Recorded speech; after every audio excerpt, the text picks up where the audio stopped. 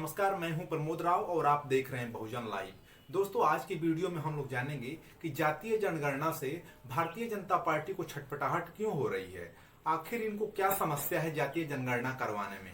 इनका तर्क ये है कि अगर हम जातीय जनगणना करवाते हैं तो जो हिंदू धर्म के लोग हैं वो विभाजित हो जाएंगे। यह हिंदू धर्म के लोगों को बांटने का काम किया जा रहा है। दोस्तों, ये बहुत बड़ा सवाल है कि क्या जातीय जनगणना हो जाने से हिंदू धर्म के लोग बंट जाएंगे।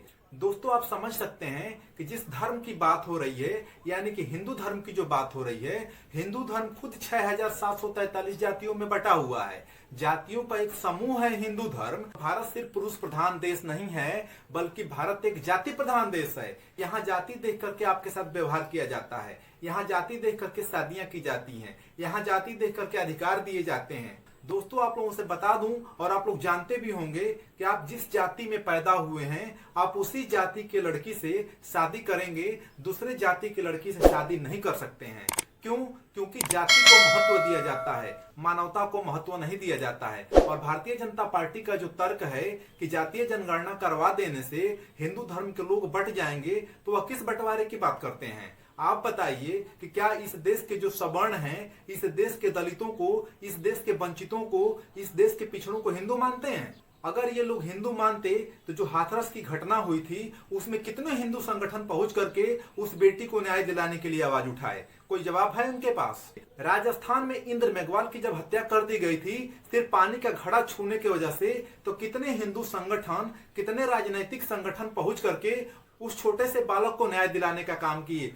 ये लोग किसी भी कीमत पर इस देश के दलितों, शोषितों, वंचितों और पिछड़ों के साथ नहीं खड़े होते हैं, क्योंकि वो लोग हिंदू मानते ही नहीं हैं। अगर ये लोग हिंदू मानते तो ये लोग जा करके उस बेटी को न्याय दिलाने का काम करते जिसके साथ अत्याचार हुआ है। उल्टा ये लोग उस अपराधी के साथ खड़े हो जाते हैं जो अपराधी इनके समाज का होता है, इनकी जाति का होता है। उस अपराधी के साथ खड़े होकर के पीड़ित परिवार को सताने का और पीड़ित परिवार को फंसाने का कार्य करते हैं। और ये लोग तर्क दे रहे हैं कि जातीय जनगणना हो जाने से हिंदू बंट जाएगा। और जातीय जनगणना को लेकर के तो भारतीय जनता पार्टी से न तो यह बात निगली जा रही है, न तो उगली जा रही है। दोस्तों, आप लोगों को जानकारी के लिए बता दूं कि उत्तर प्रदेश जो भारत का सबसे बड़ा राज्य है, जहां पर लोकसभा की 80 सीटें हैं, और जो भारतीय जनता पार्टी की सहयोगी पार्टियां हैं, जैसे कि ओम प्रकाश राजभर जो सुहलदेव भारतीय समाज पार्टी के राष्ट्रीय अध्यक्ष हैं, अपना दल की नेत्री अनुप्रिया पटेल का भी कहना है, ओम प्रकाश राजभर का भी कहना है, निषाद पार्टी के नेता संजय निषाद का भी कहना है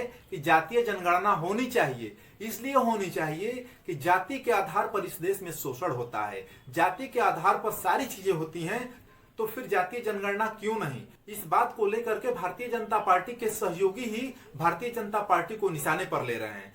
दोस्तों, सबसे खास बात तो ये है कि जाति इस देश की सच्चाई है जो कभी नहीं जाती है। जब जाति को बनाने में कोई दिक्कत नहीं हुई, तो अब जाति को गिनने में दिक्कत क्या है? कम से कम इससे ये तो पता चलेगा कि किसकी कितनी संख्या है और किसकी कितनी हिस्सेदारी है। जो यह जाति जनगणना करवाने की मांग हो रही है, इसमें ये काम और होना चाहिए। जिस प्रकार से जाति जनगणना की मांग उठी है, उसी तरीके से जातीय नौकरी करने वाले लोगों की भी गणना होनी चाहिए।